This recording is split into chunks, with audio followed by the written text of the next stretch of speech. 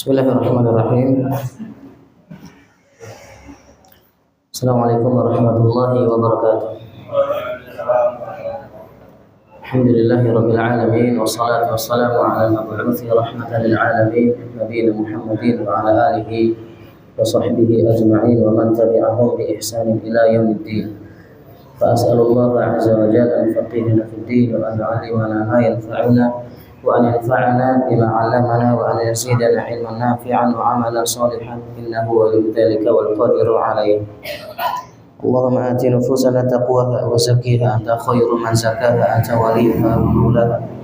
اللهم إنا نعوذ بك من علم لا ينفع ومن قلب لا يخشع ومن نفس لا تشبع ومن دعوة لا يستجاب لها.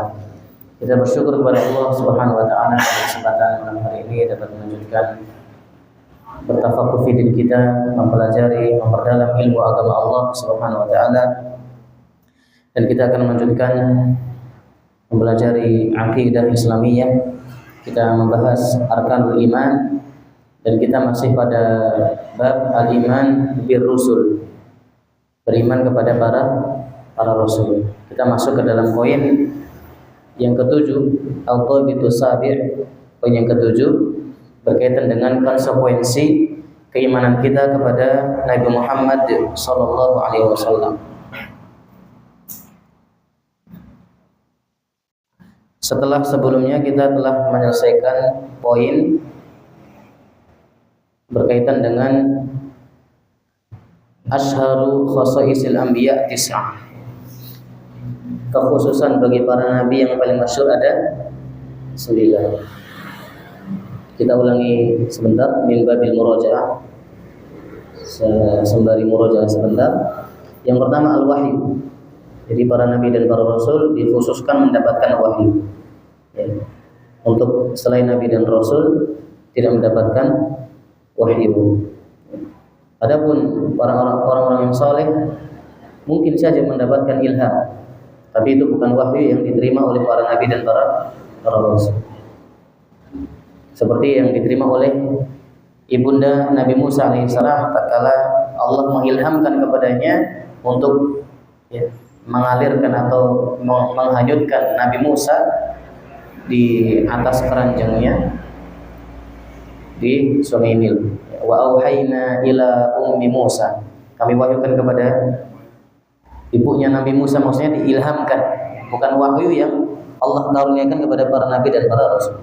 Kemudian yang kedua al-ismatu fit tahammuli wa tablighi minal kabair. Para nabi dan para rasul dikhususkan mereka maksum, terjaga dalam hal mengemban amanah risalah berupa wahyu dari Allah dan penyampaiannya kepada umat.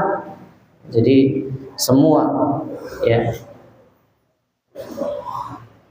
yang diemban dari wahyu oleh para nabi dan para rasul semuanya telah disampaikan kepada umatnya. Telah disampaikan kepada umatnya. Wa minal kabair, dan terjaga dari dosa-dosa besar yang menyebabkan seseorang itu mendapatkan aib atau cacat dalam kehormatannya. Yang ketiga, tanamu a'yunuhum wa la tanamu qulubuhum. Para nabi dan para rasul mata mereka tidur, namun hati mereka tetap terjaga. Dan tentu kita kemarin telah menyebutkan masing-masing dari poin ini dalil-dalilnya. Dalil-dalil dari Al-Qur'an maupun hadis. Yang keempat, yukhayyaruna 'indal mauti. Diberi pilihan ketika akan meninggal dunia. Ya. Diberi pilihan ketika akan meninggal dunia. Nabi Musa, kita kemarin sebutkan hadisnya, yang diberi pilihan. Bahkan ketika diutus malaikat maut kepada Nabi Musa, malah diapain? Malaikat mautnya ditempeleng sampai malaikatnya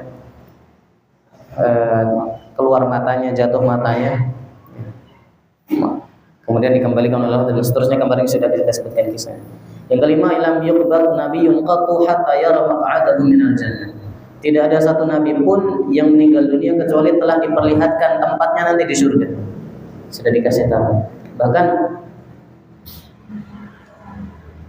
seorang mukmin bisa merasakan hal tersebut, orang beriman, orang yang soleh, tapi tidak kemudian secara real diperlihatkan, tapi diberikan kabar gembira. Innal ladzina qalu rabbunallah tsumma istaqamu tatanazzalu 'alaihimul malaikah. Sesungguhnya orang-orang beriman yang mereka mengucapkan Rabb kami adalah Allah, kemudian mereka beristiqamah, tatanazzalu 'alaihimul malaikah, akan turun malaikat kepada mereka. Para ulama menyebutkan kapan malaikat turun kepada orang-orang beriman ini? Tatkala sakaratul maut. Melihat malaikat, bisa melihat malaikat. Allah takhafu wa la tahzanu wa abshiru bil jannati allati kuntum tu'adun. Jangan takut, jangan bersedih, kami datang dengan kabar gembira dengan surga yang telah dijanjikan untuk kalian wahai orang-orang yang beriman dan beristiqomah. Adapun para nabi dan para rasul diperlihatkan betul-betul tempatnya di surga. Kemudian yang keenam, la yuqbaruna illa haitsu yamutun. Para nabi dan para rasul tidak dikuburkan kecuali di tempat mereka meninggal. Jadi Nabi SAW contohnya meninggal di rumahnya Aisyah, di kamarnya Aisyah, bahkan di dipannya Aisyah. Ya disitulah tempat dikuburkannya Nabi SAW. Disebutkan kemarin kita sebutkan kisahnya. Jadi dipannya itu digeser dulu ya kan, dipannya digeser dulu, kemudian digali kubur di bawah dipan tersebut, kemudian dimakamkan Nabi SAW, jasad Nabi SAW di tempat tersebut. Kemudian kemarin ada pertanyaan dari Pak Haji Tauhid, Bagaimana dengan kisah Nabi Yusuf yang ternyata jenazahnya dipindahkan ke Baitul Maqdis? Setelah saya cari referensinya ternyata betul nih, ada cerita tersebut dan ceritanya bisa diterima. Jadi Nabi Yusuf alaihissalam meninggal di Mesir, dimakamkan di Mesir. Ternyata ada wasiat. Nah, ini yang membuat ini pengecualian. Ada pengecualian di sana. Ternyata Nabi Yusuf berpesan kalau nanti Nabi Musa mau meninggal dunia, atau intinya dikuburkan di tempat juga dikuburkannya Nabi Musa. Ada pesan, wasiat. Berarti min babi adail wasiyah, melaksanakan wasiat Nabi Yusuf. Tidak menyalahi kaidah ini. Jadi Nabi Yusuf dikuburkan di mana tempat dia meninggal. Tapi setelah itu karena ada wasiat dipindahkan ke Baitul Maqdis, ke Palestina, daerah Palestina. Jadi Nabi Musa meninggal di daerah Palestina, dikuburkan di situ. Ternyata ada wasiat sebelumnya Nabi Yusuf alaihissalam yang sudah meninggal di Mesir, dikuburkan di Mesir, dipindahkan ke Palestina. Wallahu ta'ala bishawab.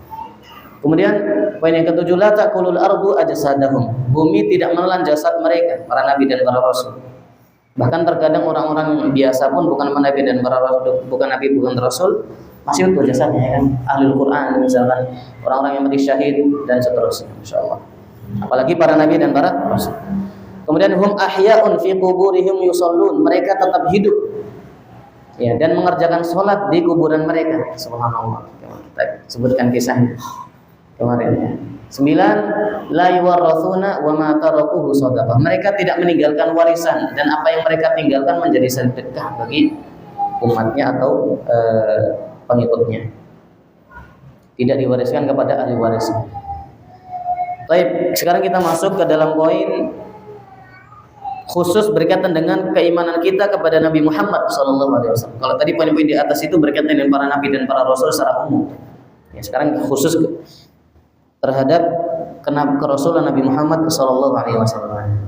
Al-Babitu Sabiq qala al-muallif hafizahullah lan yakmula imanul muslimi bi Rasulillah sallallahu alaihi wasallam illa idza haqqaqa khamsata umurin. Tidak sempurna iman seseorang kepada Rasulullah sallallahu alaihi wasallam, yaitu Nabi Muhammad alaihi salatu wasallam, kecuali apabila merealisasikan 5 perkara, yaitu yang pertama tasdiquhu fi ma akhbara sallallahu alaihi wasallam, membenarkan apa yang beliau kabarkan. Setiap apa yang beliau sampaikan wajib untuk kita benarkan, kita terima dan kita benarkan kabar tersebut, ya. Kita kabarkan kabar tersebut, baik itu kabar yang berkaitan dengan perkara-perkara yang telah lalu maupun berkaitan dengan perkara-perkara yang akan datang, ya, baik di dunia maupun di akhirat. Kemudian yang kedua, nanti kita akan sebutkan rincian permasalahannya dan dalil-dalilnya. Kita sebutkan poin-poinnya dulu. Yang kedua, al-i'timaru bima bihi amara sallallahu alaihi wasallam, melaksanakan apa yang beliau perintahkan. Melaksanakan apa yang beliau perintahkan. Tentunya nanti akan ada pengikat. Untuk perintah ini diikat dengan yuqayyadu bil istita'ah, dikaitkan dengan kemampuan. Fattaqullaha mastata'tum, bertakwalah kepada Allah semampu kalian. Idza amartukum bihi faf'alu minhu mastata'tum, apabila aku memerintahkan sesuatu maka kerjakan semampunya. Kemudian yang ketiga, al-intihau amma anhu naha wa zajar, menjauhi apa yang beliau larang, ya. Menjauhi apa yang beliau larang. Ma nahitukum anhu fajtanibu, apa-apa yang aku larang dari kalian maka jauhilah, ya. Fajtanibu, jauhilah.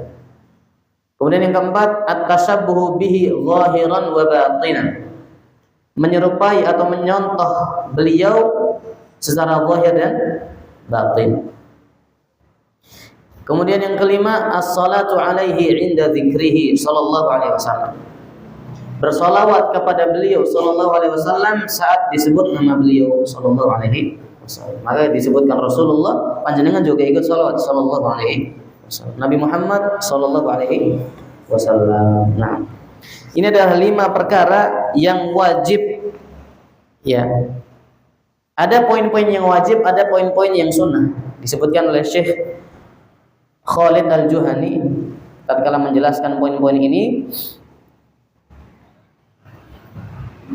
Ya. La yakunul 'abdu mu'minan bir Rasul sallallahu alaihi wasallam hatta yuhaqqiqa khamsata umurin wa hadhihi al-umur yumkinu taqsimuha thalathata aqsam. 5 perkara tersebut dibagi menjadi 3 poin. Masih dibagi menjadi 3 poin. Yang pertama atau dibagi menjadi 3 klasifikasi. Klasifikasi yang pertama umurun wajibah, ada perkara-perkara yang wajib untuk dilaksanakan.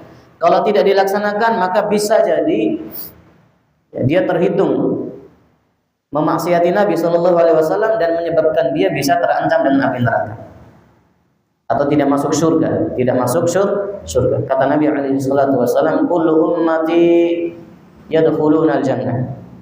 Setiap umatku pasti masuk surga, illa man aba, kecuali yang enggan masuk surga. Qalu wa man ya'ba ya Rasulullah? Siapa yang enggan masuk surga? Kok ada orang yang enggak mau masuk surga? Qal man ata'ani dakhala al-jannah. Barang siapa yang mentaati aku maka dia masuk surga. Wa man 'asani faqad aba. Barang siapa yang memaksiati aku, tidak mau mentaati perintahku atau melanggar laranganku, maka dia masuk atau dia termasuk orang yang enggan masuk surga. Atau dalam kata lain dia masuk ke dalam api neraka. Waliyadzubillah. Yang pertama, tasdiquhu fi ma amar. Ini perkara yang wajib, membenarkan apa tasdiquhu fi ma akhbar. Membenarkan apa yang beliau kabarkan. Al-i'timar bima bihi amar.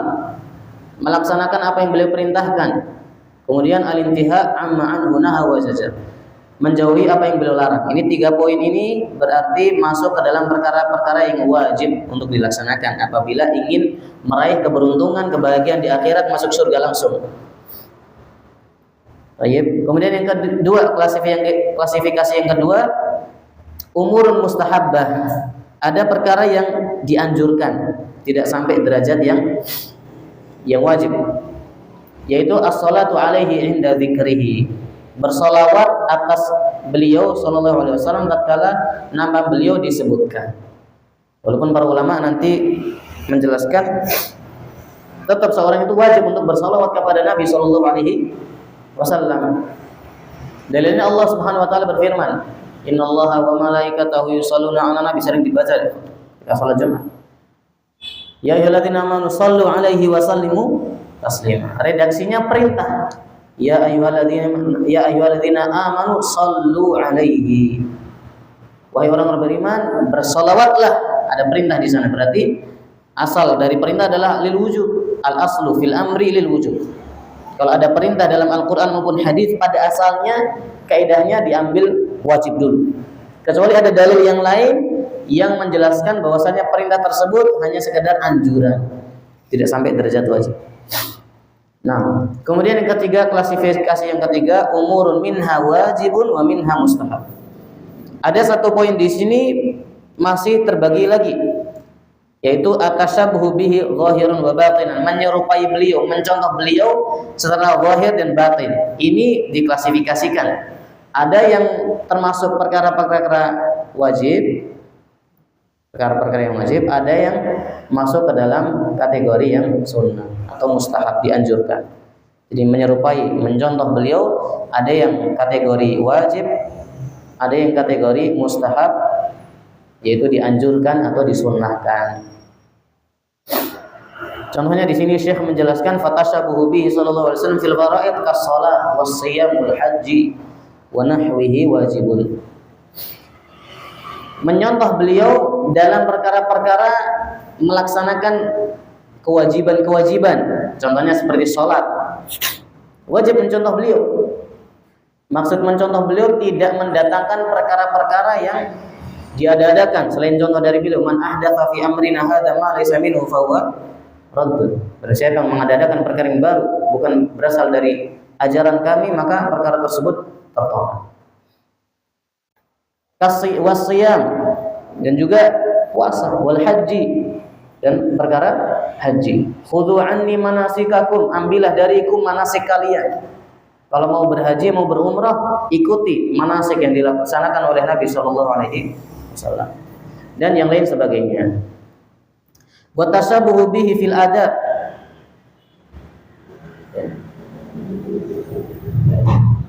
Kemudian ini contoh perkara-perkara yang mustahab, dianjurkan, tidak sampai derajat wajib, hanya dianjurkan atau disunahkan. Seperti perkara-perkara dalam masalah adab, ya, masalah adab. Kal akli, seperti adab makan. Misalkan apa? Baca bismillah, makan dengan duduk, pakai tangan kanan dan seterusnya. Walaupun ada perkara-perkara nanti dirinci lagi ya. Ada perkara-perkara adab makan yang termasuk wajib. Termasuk wajib, ada yang sunnah. Ada yang khilaf, ada yang perkara yang khilaf. Kemudian masalah berpakaian ya, misalkan mendahulukan tangan kanan dulu ketika pakai pakaian dan beraktivitas secara keseluruhan, secara umum. Baik. Ada juga adab-adab yang termasuk perkara yang wajib. Apabila seseorang menyelisihi adab tersebut, maka bisa mendatangkan celaka baginya. Bahkan bisa diancam dengan api neraka. Bisa diancam dengan api neraka. Contohnya apa?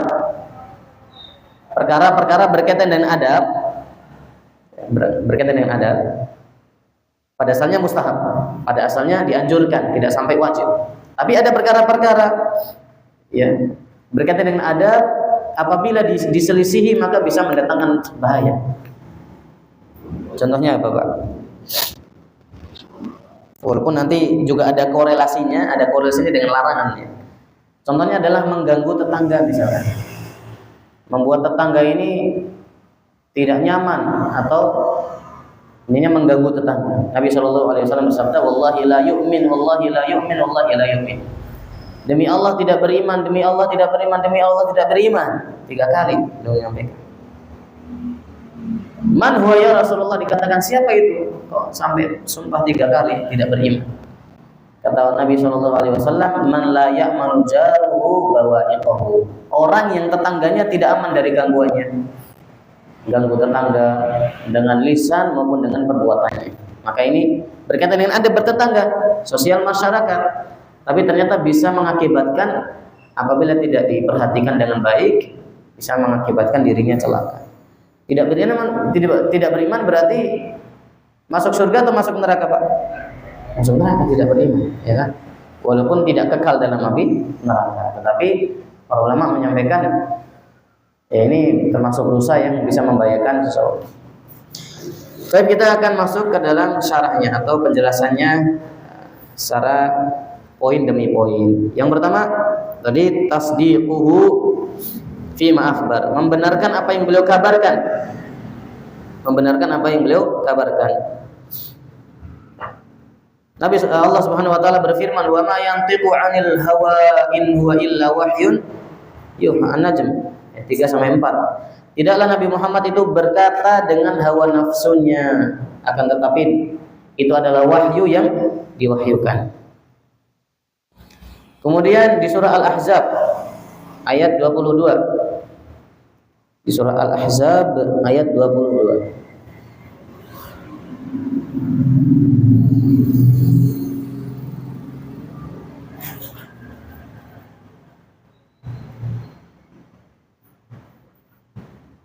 Baik.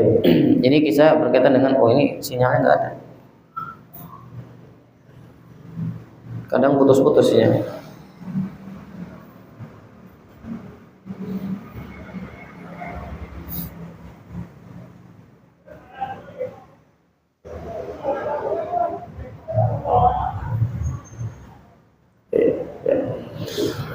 Baik, Al-Ahzab ayat 22. Walamma ra'al mu'minuna al-ahzab qalu hadha ma wa'adana Allah wa rasuluhu wa sadaqa Allah wa rasuluhu. Ketika orang-orang mukmin melihat ahzab, yaitu pasukan pasukan satu dengan yang lain, pasukan orang-orang beriman dengan orang kafir bertemu. Mereka bertemu sudah di medan perang, Pak, di depan mata. Subhanallah. Ini tentang perang apa ini? Perang Ahzab ini perang apa? Perang apa? Namanya Khandaq Barid. Perang Uhud. Perang Uhud. walamma ra'al mu'minuna al-ahzaba qalu hadza ma wa'adana Allah wa rasuluhu wa sadaqallahu wa rasuluhu. Ketika orang-orang mukmin melihat golongan atau pasukan ya, mereka mengatakan inilah yang dijanjikan Allah dan Rasulnya kepada kita. Benarlah Allah dan Rasulnya ya. Wa sadaqallahu wa rasul. Sungguh benar Allah dan Rasulnya. Wa ma zadahum illa imanan wa taslima. Hal itu justru makin menambah keimanan dan keislaman mereka. Jadi para sahabat itu ketika berperang bersama Nabi, tatkala mereka dijanjikan ya surga, ketika mati syahid mereka tambah semangat. Semakin melihat musuh semakin semangat dalam berperang. Semakin semangat dalam berperang. Disebutkan oleh Al-Imam Ibnu Katsir, ay hadza ma wa'adana Allah wa rasuluhu min al-ibtila' wal ikhtibar wal imtihan alladhi ya'qubuhu an-nasrul qarib. Ini adalah janji yang Allah janjikan dan Rasulnya janjikan dari ujian ya, dari ujian cobaan yang mana di balik ujian dan cobaan tersebut ada pertolongan yang dekat. Ada pertolongan yang dekat. Kali itu Allah Subhanahu wa taala menjanjikan kemenangan kepada para pasukan kaum mukmin. Kemudian yang kedua, al-i'timar bima bihi amar. Poin yang kedua yang wajib yang menjadi konsekuensi keimanan seorang mukmin, seorang muslim kepada Nabi Muhammad SAW adalah melaksanakan apa yang beliau perintahkan. Yang kedua, melaksanakan apa yang beliau perintahkan. Wa ma arsalna mir rasulin illa liyuta'a biiznillah di surah An-Nisa ayat 64. Dan kami tidak mengutus seorang rasul pun kecuali untuk ditaati, kecuali untuk ditaati. Wa athi'ullaha wa athi'ur rasul wahdharu. Taatlah kalian kepada Allah dan taatlah kepada Rasul dan hati-hatilah kalian. Dan hati-hatilah kalian.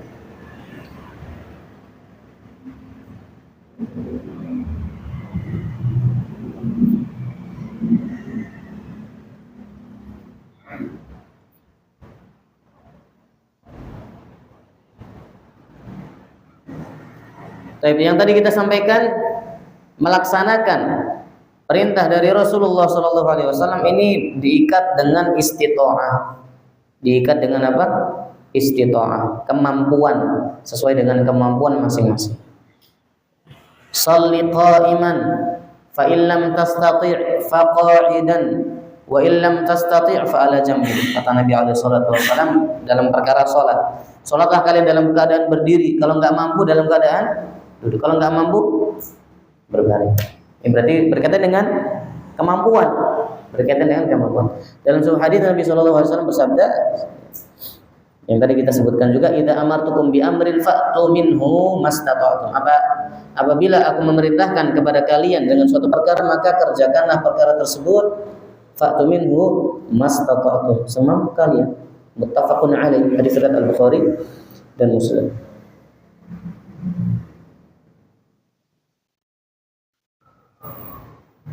Nah, kemudian yang ketiga, al-intihau amma anhu naha wa zajar. Menjauhi apa yang beliau larang. Menjauhi apa yang beliau larang. Allah Subhanahu wa taala berfirman di dalam surah Al-Hasyr. Al-Hasyr ayat 7.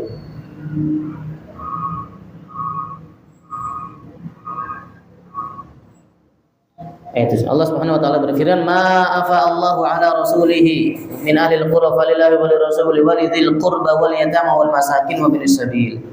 Kay la yakuna dulatan bainal aghniya'i minkum." Di sini poinnya di potongan akhir ayat ya.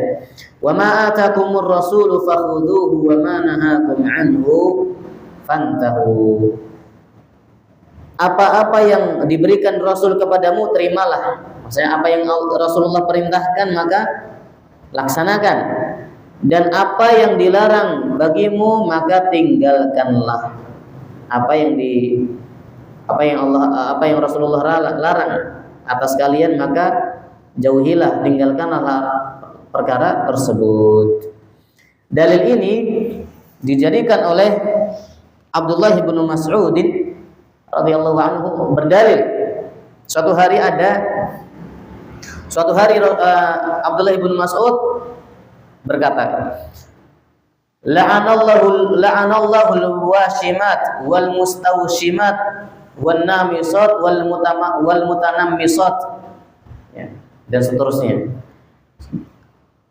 Semoga Allah melaknat wanita-wanita yang mentato dirinya, atau yang minta ditato, atau yang mengikir bulu alisnya, atau yang minta dikikir, atau wanita yang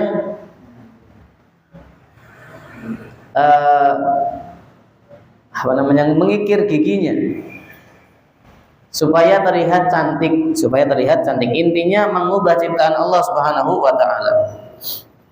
Ini disampaikan siapa? Abdullah ibnu Mas'ud. Ada wanita yang dengar itu protes, datang kepada Ibnu Mas'ud. Ibnu Mas'ud, saya dengar kamu melaknat ini dan itu. Saya ini sudah membaca Al-Quran dari awal sampai akhir, gak pernah saya menemukan larangan tersebut. Kata dia, gimana saya gak melaknat apa yang Rasulullah laknat? Itu yang melaknat Rasulullah. Saya menyampaikan sabda dari Rasulullah sallallahu alaihi wasallam. Kemudian Abdullah bin Mas'ud, wahai wanita, saya lupa namanya siapa, saya sampaikan, lupa namanya. Intinya, wahai wanita, kalau kamu betul-betul membaca Al-Quran dengan seksama, pasti kamu akan mendapatkan perintah tersebut atau larangan tersebut. Kemudian berdalil dengan ayat ini, wa ma atakumur rasulu fakhudhuhu wa ma nahakum anhu fantahu. Hadis riwayat Al-Bukhari dan Muslim. Ya, apa-apa yang Rasulullah perintahkan, laksanakan. Apa yang beliau larang, maka jauhi. Ternyata wanita-wanita yang disebutkan tadi dilaknat oleh Nabi Shallallahu Alaihi Wasallam. Berarti ketika menjauhi larangan tersebut sedang mengamalkan ayat ini, Al-Hasyr ayat 7.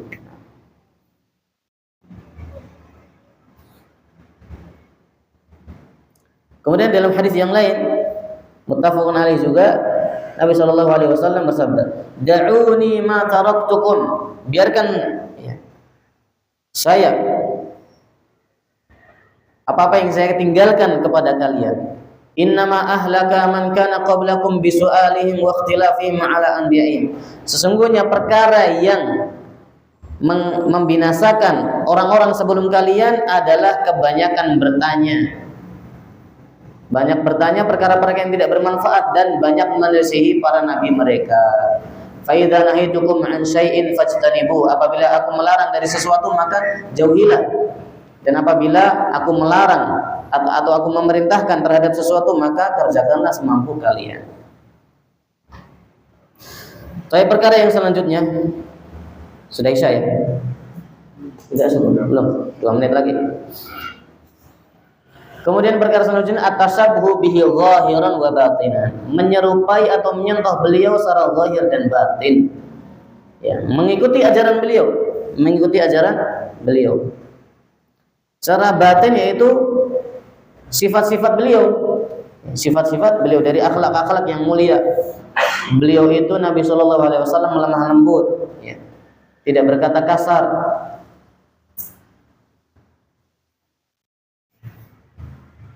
Atau ibadah-ibadah hati.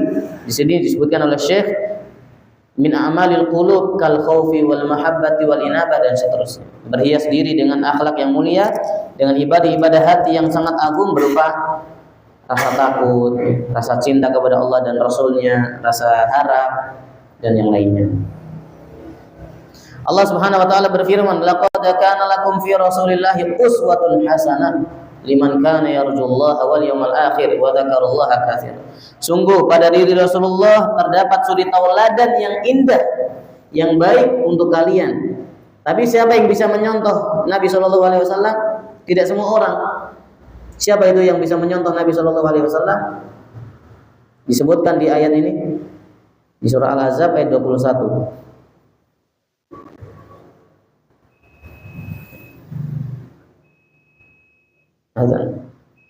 Al-Ahzab 31. Kita lanjutkan sebentar dikit ya.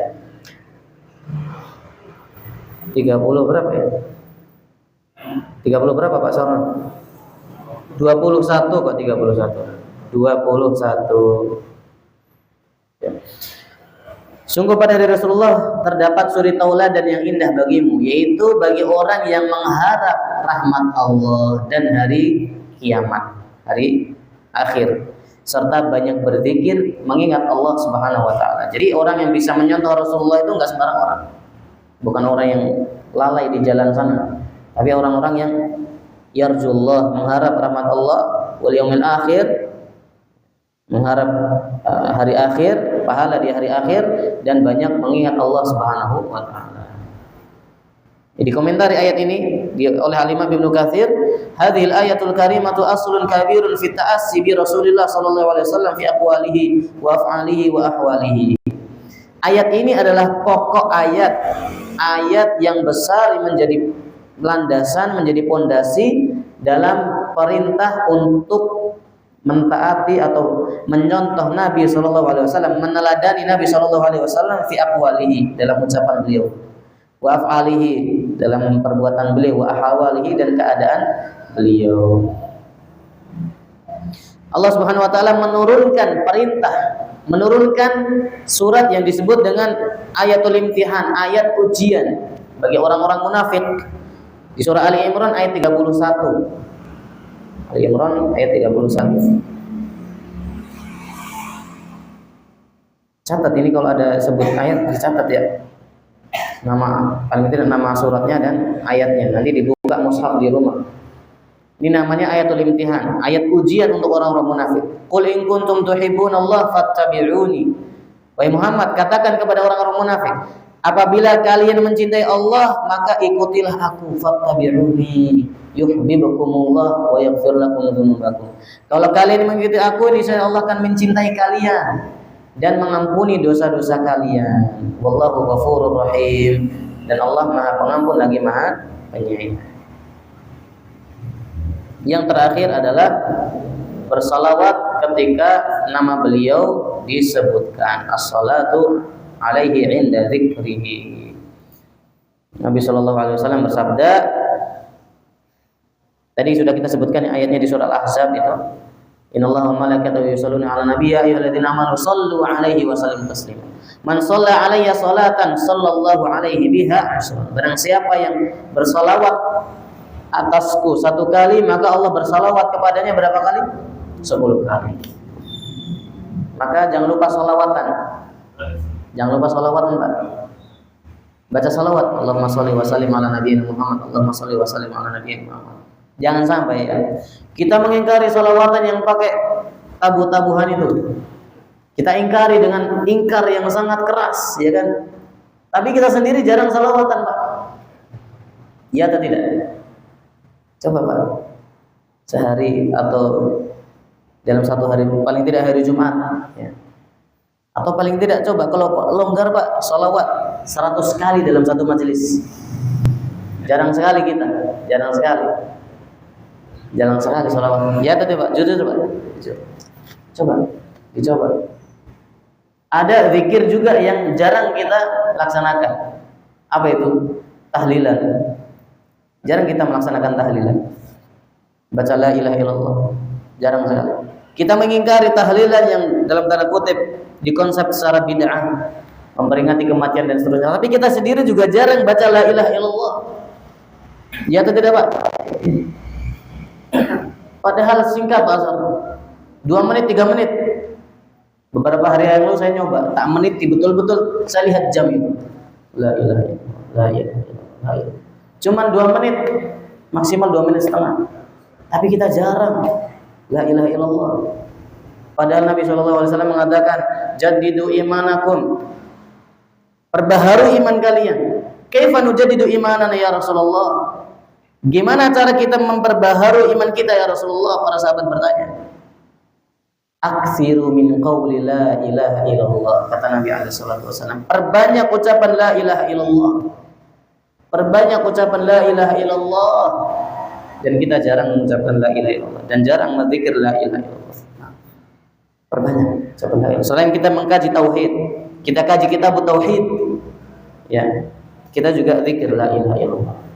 Selain kita mengingkari salawat yang bid'ah, kita juga perbanyak salawat kepada Nabi alaihi salatu wassalam. Minimalnya tatkala ustaznya baca Nabi sallallahu alaihi wasallam bersabda, panjenengan sallallahu alaihi wasallam, sallallahu alaihi wasallam. Insyaallah ustaznya menyebutkan Nabi sallallahu alaihi wasallam, insyaallah Pak, lebih dari 50 kali dalam satu majelis. Insyaallah. Apalagi kalau dikajinya hadis-hadis Nabi. Panjenengan juga sallallahu alaihi wasallam, berarti kan 50 kali salawat. Kali 10 berarti berapa? 500 dapat salawat dari Allah Subhanahu wa taala. Allahu akbar. Kita jarang istisyar, sekarang kita perlu untuk disentuh hatinya supaya kita itu ingat kembali tentang keutamaan-keutamaan semacam ini. Ada hadis yang luar biasa ya tentang salawat. PR buat saya, besok saya sampaikan pertemuan selanjutnya. Bagus sekali hadisnya, menjadi apa namanya, problem solving namanya Pak Ibu, apa problem solving Pak? Bisa memecahkan semua masalah gitu intinya dengan salawat. Apa hadisnya bisa kita sebutkan? Bisa kita sebutkan. Tapi itu saja yang bisa kita kaji pada kesempatan malam hari ini. Insyaallah kita lanjutkan pada kesempatan yang akan datang. Kita akan bahas tentang karomatul auliya, karomah para wali. Keren ini. Besok materinya tentang karomah para wali dan juga berkaitan dengan hak sahabat, hak yang harus kita tunaikan terhadap para sahabat. Tapi sebelum berkaitan dengan sahabat, ada tentang karomatul auliya, karomah para wali. Gimana kita menyikapi karomah para wali? Apakah dalam Ahlus Sunnah wal Jamaah mengimani karomah para wali? Bisa kita kaji insyaallah. Kita akhiri dengan kafaratul majelis. Subhanallahumma wa bihamdik, asyhadu an la ilaha illa anta, astaghfiruka wa atubu ilaik. Assalamualaikum warahmatullahi wabarakatuh.